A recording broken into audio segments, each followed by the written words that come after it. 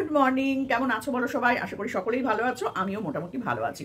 ইন্ট্রোটা আগে সেরে নি, কারণ মাথা গরম হয়ে যাবে তো ভিডিওটা করতে করতে, তখন আর ইন্ট্রোর কথা মনে থাকবে না। বিশ্বাস করো, যা দেখছি তাতে মাথা ঠিক থাকা একদম যায় না, একদম না। তবে একটা জিনিস আমি ভালো দেখছি, সেটা হচ্ছে এই গামলা ফোকলা পেঁচু খেচুর থেকে একটু অন্যরকম কন্টেন্টে আমাদের মনোনিবেশটা হয়েছে, তাই না?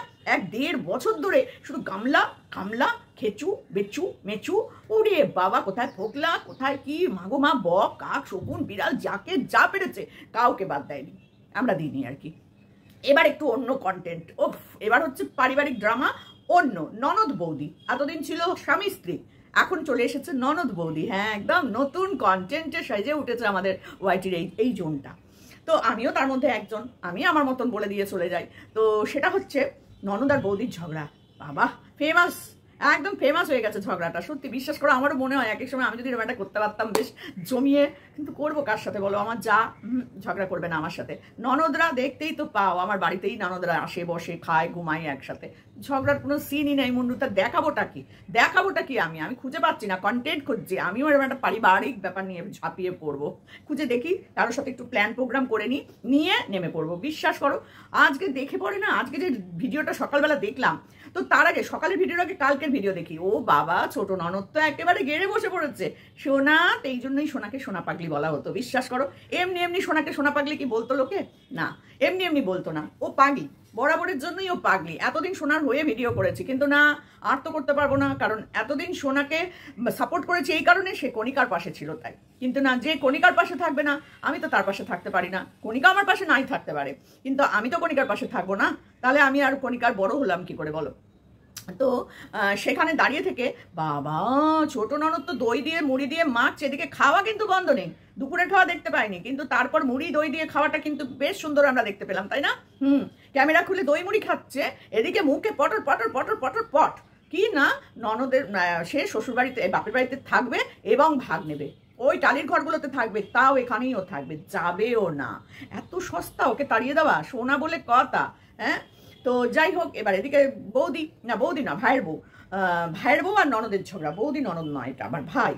তো ছোট ভাই, যে ভাইটা শারীরিকভাবে অক্ষম, যে একটা টাকাও রোজগার করতে পারে না, পারে না বললে ভুল হবে, সে পারে। সে ওই খাটের ওপরে বসে ফোনের মাধ্যমে কিছু কাজবাজ করে হয়তো কিছু টাকা রোজগার করে, কিন্তু শারীরিকভাবে যেহেতু সে অক্ষম, বাইরে গিয়ে কোথাও কাজ করা, বিজনেস করা বা কোনো দোকান চালানো, কোনো কিছুভাবে ইনকাম করা তার পক্ষে সম্ভব নয়। সেইখানে সেই কাজটা করছে হচ্ছে কণিকা, তার ভাইয়ের বউ।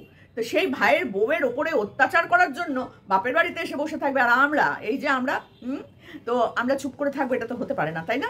একদম হতে পারে না। কালকে দেখছি ও বাবা, মেয়েকেও বেশ সামিল করে নিয়েছে, বেশ মেয়ে একদম তৈরি হয়ে গেছে। কোয়েলকে দেখে ভাবতাম কোয়েল খুব ইনোসেন্ট, কিন্তু না না না না, কোয়েল ইনোসেন্টের সাথে সাথে আরো অনেক রকম সেন্ট, বুঝেছো? তো বেশ ভালোই লাগে, কোয়েলের শর্টস গুলো দেখতেও ভালো লাগে, মুখটা তো মিষ্টি মেয়েটার।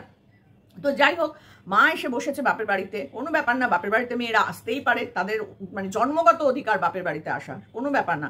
স্বামীর সাথে ঝগড়া অশান্তি বনিবনা হচ্ছে না, কোথায় যাবে? সে মেয়েটা তো আসবে সেই বাপের বাড়িতেই। তো সেও সেরকম এসেছে বাপের বাড়িতে এসেছো, থাকো, খাও, কিন্তু বাড়ির লোকজনের সাথে যদি তুমি ঝগড়া মারামারি করো, সেই বাড়িতে তোমার থাকার সম্ভাবনা নেই।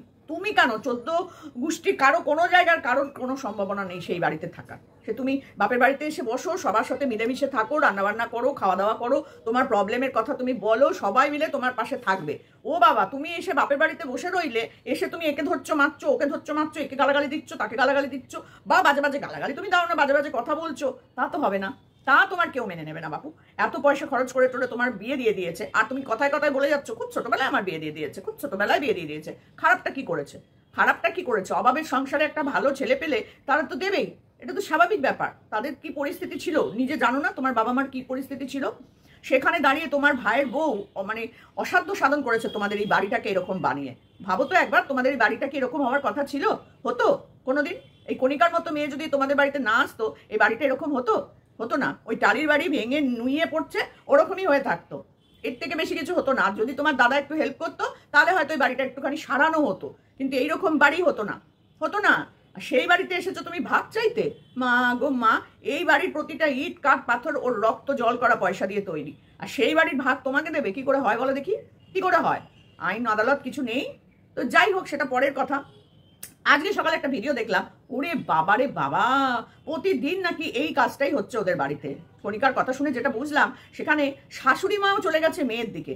কি জ্বালা বলো দেখি, এতদিন ধরে বৌমার সেবা শুশ্রূষা নিল, হ্যাঁ রান্না করে, উনিও রান্না করেছেন, নাতনিকে নিয়ে স্কুল যাওয়া আসা করেছেন, এখনো করছেন হয়তো, কিন্তু তারপরেও এইরকম একটা পরিস্থিতিতে ওনার উচিত ছিল দুজনকে বসিয়ে সমাধান করা। না, তিনি সমাধান না করে মেয়েকে সাপোর্ট করছেন। এই জিনিসটাও কিন্তু খুব খারাপ, কারণ বৌমা তোমাকে বিপদে আপদে সবেতে তোমার পাশে থেকেছে, সেই বৌমাকে বাদ দিয়ে তুমি এখন মেয়েকে সাপোর্ট করছো, এটা তো ঠিক নয়।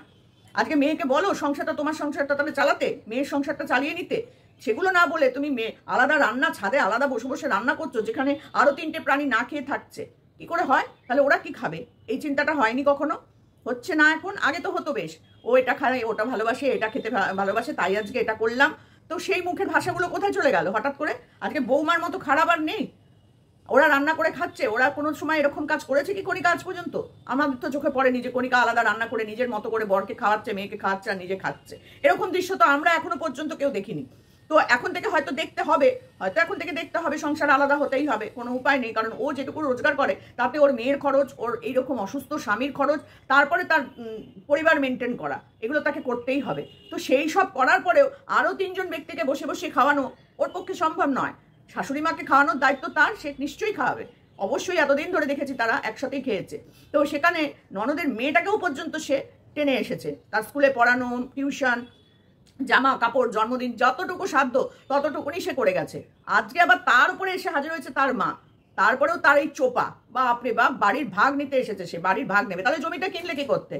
ওই টাকাটা দিয়ে তো ওই বাড়িটা সারানো যেত, যেখানটা যে বাড়িগুলো, যে টালির বাড়িতে বসার কথা বলছে, ওই টাকাটা দিয়ে জমি না কিনে টালির বাড়িটাই তো সারিয়ে নেওয়া যেত, যেত না? জমিটা কিনতে তো 5-10 টাকা লাগেনি, বেশ কয়েক হাজার টাকা লেগেছে। তাহলে সেই টাকাটা ওই জমি না কিনে ওই বাড়ি ঘর, ওই যে ভেঙে পড়া ঘর দুটোকেও তো সারানো যেত, ভালো করে সারিয়ে টারিয়ে নিয়ে ওখানেও মেয়ে নিয়ে থাকা যেত। সেই সবের বেলায় নেই, জমিটা নিজের জন্য ঠিক করে রেখে দিল, ওইটা আবার ভবিষ্যৎ, তাই না? আর মেয়ে তো পাবেই, বাবার বাড়ি থেকে যা দেওয়া সেগুলো তো মেয়ে পাবেই, সেগুলো তো আমি ছাড়বো না। আর এইদিকে আমি আমার জায়গাটা ঠিক গুছিয়ে নেব, বউটার মাথার উপরে চাপি মারবো আর এইগুলো করে যাব। এবার তো কণিকা রুখে দাঁড়াতে হবেই, কারণ এবার তার পিঠ দেয়ালে ঠেকে গেছে, পিঠটা দেয়ালে ঠেকে গেছে। সব কিছু দেখলাম, তারপরেও যেন কেমন যেন একটা নাটক নাটক নাটক নাটক আমার মনে হচ্ছে। বিশ্বাস করো, কেন জানি না, প্রপার ফুটিয়ে তোলাটা আমার মনে হচ্ছে একটু যেন কম হচ্ছে, একটু যেন কম হচ্ছে। সত্যিটাই বললাম ভাই, আমি আমার কাছে মিথ্যে ফিথ্যে অত বলতে পারি না, আমি যেটা মনে হলো দেখে সেটাই বলছি।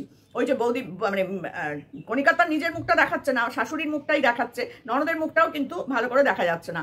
বেশ দুজনে মিলে ঝগড়া করছে। আবার ননদ বলছে আমি এখন রান্না করবো না, অনেক করেছি, আর করতে পারবো না। তো তুমি কি করেছো? কি করেছো তুমি? তোমাকে কিছু করেনি ওরা? সবই দেখছি, কি যে করছে, কি যে মাথামুন্ডু হচ্ছে, কিচ্ছু বুঝতে পারছি না। বিশ্বাস করো, একটা মানে কি বলবো, একটা ঝগড়া বাড়িতে, এরকম অশান্তি, খাওয়া দাওয়া না হলে পরে সেই বাড়ির মানুষগুলোর মুখ চোখের পরিস্থিতিটাই চেঞ্জ হয়ে যায়। যেমন আমাদের গামলা, ওরে মারে মা, গামলা 5 বছর ধরে অত্যাচারিত হয়েছে, কিন্তু চোখে মুখে চেহারায় কোনো ছাপ পড়েনি। এদেরও সেম হয়ে যাচ্ছে ব্যাপারটা, তাই না? তোমরা একটু লক্ষ্য করে দেখো, সোনাকে দেখে মনে হচ্ছে বাড়িতে ঝগড়াঝাটি অশান্তি হচ্ছে, খাওয়া দাওয়া হচ্ছে না, দিব্যি দই মুড়ি খাচ্ছে। আর বাকি রান্না তো, খাওয়া দাওয়াটা তো আমাদের দেখালে এবার মুশকিল, তাহলে তো বলবো ও বাবা দেখো ঝগড়া করছে আবার খাচ্ছে। সেই জন্য দই মুড়িটা একটু দেখিয়েছে, মানে তো খেতেই হবে, সারাদিন না খেয়ে কি আর থাকা যায়, ওই জন্য একটু দই মুড়ি খাচ্ছে, রান্না হচ্ছে না।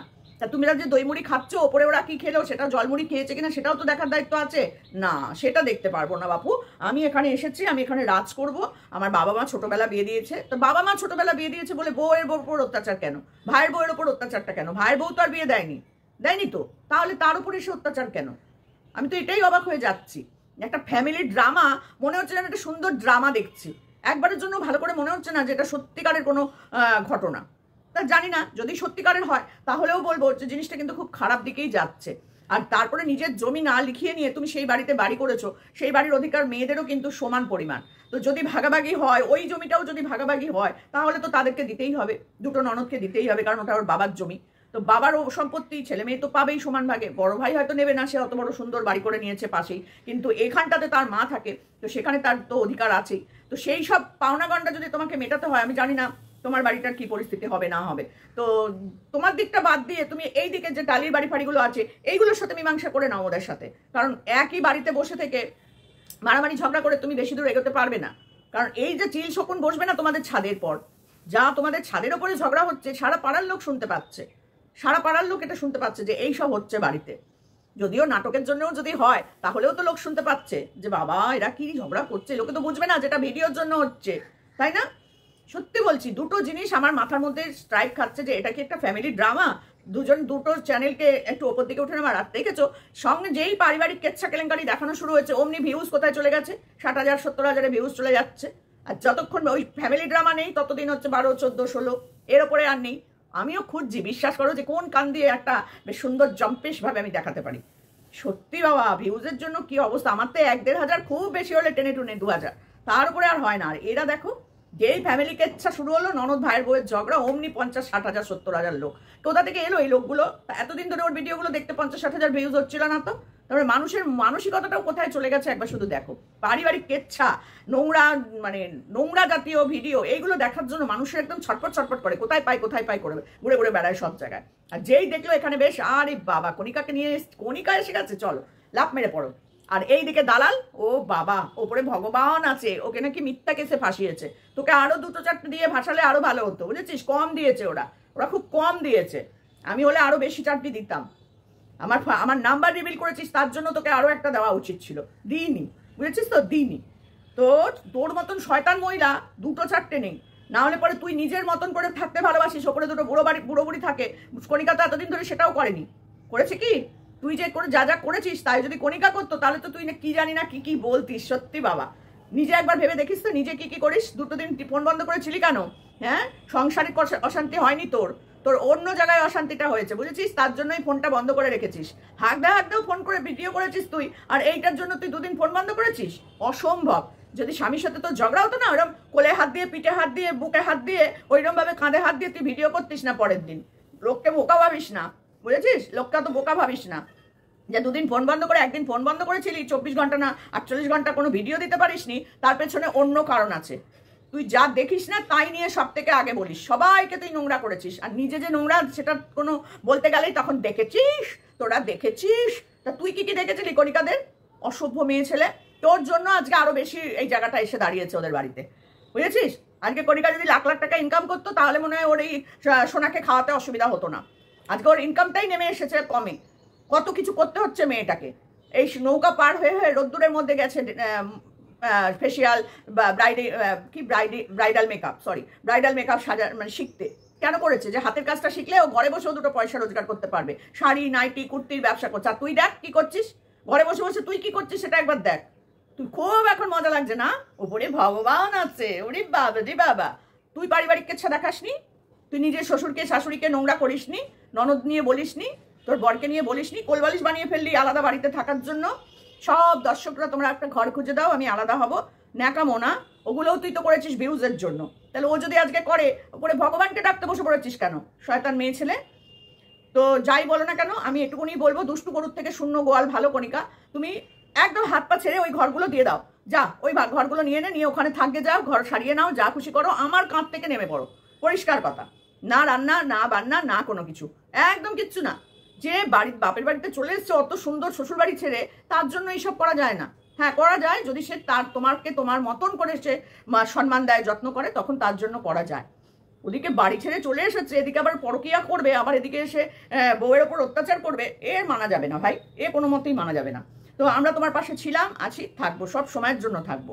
তো চলো, এটুকুনি বলার ছিল। দুষ্টু গরুর থেকে শূন্য গরু ভালো। ভাগাও, একদম ভাগাও। কোনোভাবে কোনো কিছু করবে না। নিজেরাও যদি জলমুড়ি খেয়ে থাকতে হয় জলমুড়ি খেয়ে থাকো, কিন্তু একটা মুড়ির দানাও এই সোনার জন্য দেবে না। আর যদি এটা কোনো কারণে পরবর্তীকালে আমরা শুনতে পাই যে এপ্রিল ফুল করেছি, বা একটা প্র্যাঙ্ক করেছি, বা এরকম একটা তোমাদের সাথে করে একটু ভিউজ বাড়িয়েছি, তাহলে কিন্তু সেটা খুব খারাপ হবে। কারণ এই চিল শকুনের দলগুলো তো তোমাকে নিয়ে ভিডিও করবেই না। তারা তো আবার ভালো মন্দ কিছুই বোঝে না, ওই মন্দ কথাটা নিয়েই তোমাকে নিয়ে নোংরা ভিডিও করবে।